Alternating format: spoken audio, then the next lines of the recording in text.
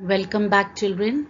Today we are going to discuss transitive and intransitive verb, a very important concept of English language.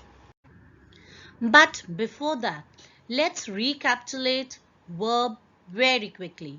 What is a verb? Verb is an action word. That means which action has taken place in a sentence. For example, run. They run very fast. Play. We all play together. Sing. They sing sweetly. Next are being verb. Being verb means a state of a person or a thing. For example, the sky is blue.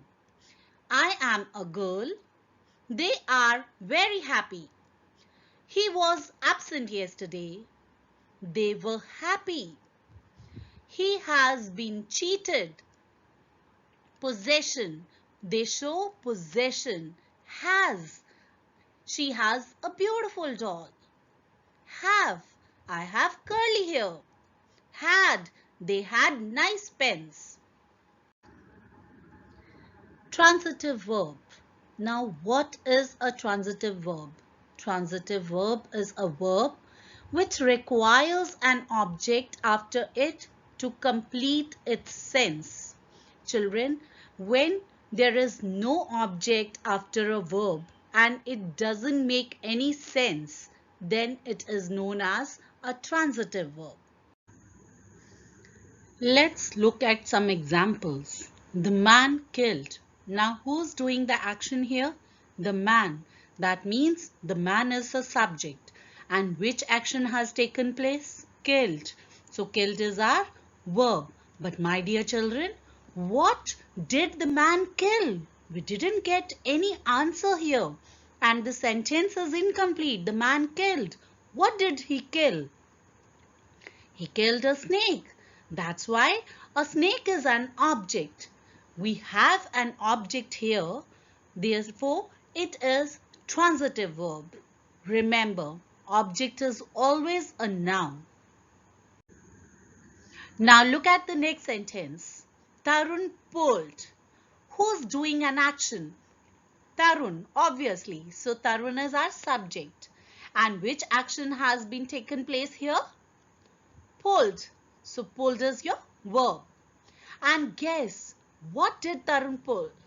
Yes, a cart. So a cart is an object. Dear children, we needed an object here to make the sentence complete. That's why it is transitive verb. She wants. She is subject. Wants, verb. And what does she want? A new dress. Therefore, a new dress is an object. As we have object here, so it is transitive verb. I met. Who met? I. Therefore, I is subject. And which action has taken place? Met. Yes. Therefore, met is verb. And whom did I meet? I meet my old friend. Again, children, to make the sense complete, we needed an object, my old friend. That's why it is transitive verb. The girl called. Who did the action here? The girl. So the girl is subject. And which action? Called. So called is your verb. Is the sentence complete? No, it doesn't make any sense because we don't know whom did the girl call. She called her mother. Her mother is an object. So that's why it is transitive verb. My dear students, earlier also I have told you that object is always noun. Here mother is noun. Fine? Remember this. We know transitive verb always followed by an object. And remember, when an object answers to the questions what and to whom, it is always transitive verb.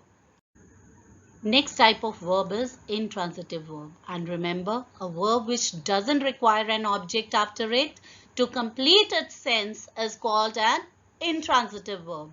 Remember, two things are important here. Doesn't require an object. That is known as intransitive verb. That means we don't need any object in a sentence to make the sense complete. Let's look at an example of intransitive verb. The sentence is, the lion is a wild animal. Which is the subject here? Obviously, the lion. The lion is a subject. And the verb is is. It is a being verb. It is telling us the state. A wild animal. Children, a wild animal is neither answering to the question what and nor to whom. I have already told you that an object always answers to the question what or to whom. That's why a wild animal is not an object. And when there is no object after a verb, it is intransitive verb. Let's look at one more example. The vase broke. Now, the vase is your subject and verb is your broke. We don't need any object to make the sense complete. The sense is already complete without an object. That's why it is an intransitive verb. The soldiers fought bravely. Who is doing the action here? The soldiers. The soldiers are subject. And which action has taken place? Fought. So fought is verb. Our next word is bravely. It's neither answering to question what and not to whom. It is answering to how. How the action has taken place. So my dear children, bravely is not an object. It is an adverb. Adverb of manner. That's why it is an intransitive verb. Now let's have a look at the following sentences and find out if the verbs are transitive verbs or intransitive verbs. John bought a new car. In this sentence, who bought a new car? John. So John is subject. And which action has taken place? Bought. So bought is verb. What did John buy? A new car.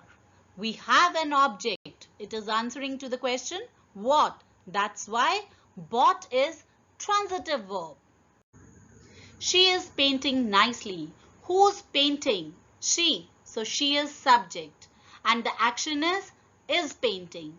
Next word is nicely. It is answering to how is she painting. It's neither answering to what nor to whom. That's why nicely is adverb. How the action has been done.